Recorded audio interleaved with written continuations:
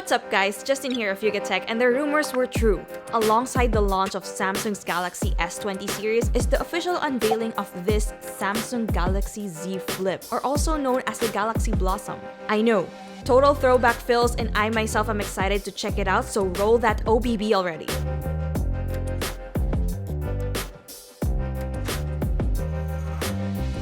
Alright, now when you first get a phone like this, the first thing you'll most likely do is fold it right away. And when you fold the Z Flip, you'll see the only Samsung logo embedded on this device. And that's on the gap behind the hinge. Pretty clever placement if you ask me. When it's folded like this, it feels really easy to grip, but it can be a hassle to flip it open with one hand though.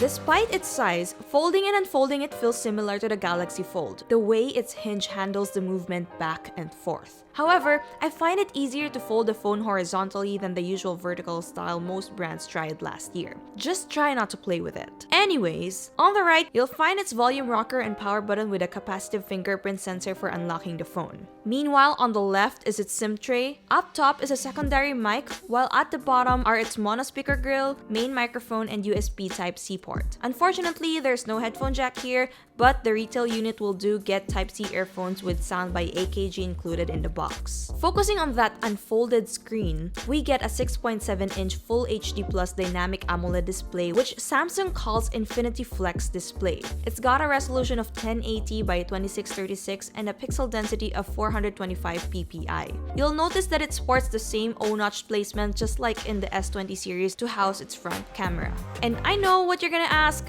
what about the crease? Well, I can't deny that there is still a crease in this device, but unlike last year's Galaxy Fold, the Z Flip's folded part looks less of a bother. Of course, we'll still have to see how durable it will be in the long run. With Samsung being known for bezel-less displays, the Z Flip has a slightly thick frame to protect the screen from countless folds. On the top part of it is its front speaker, by the way. At the back are its dual rear cameras, LED flash, and secondary 1.1-inch Super AMOLED display with a resolution of 112 by 300 and a pixel density of 300 ppi. It only works when the phone is folded for quick notifications and updates. And it's also touchscreen. Under the hood, the Z Flip packs a Snapdragon 855 Plus chip, which still might change depending on your region. You also get 8GB of RAM, 256GB of internal storage, Android 10 skinned with One UI 2 and 3300 mAh dual battery with 15-watt fast charging.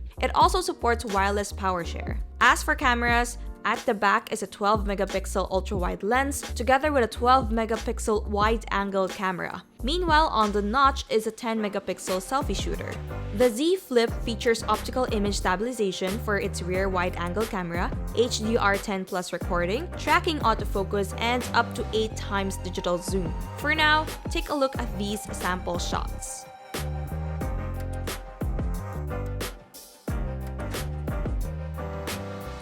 So the Samsung Galaxy Z Flip is available in two colors locally, that's a mirror black and mirror purple. The official price is 79,990 pesos. Pretty hefty, but price aside, I can say that the Galaxy Z Flip is a good progress in today's continuous attempt to pursue foldable phones.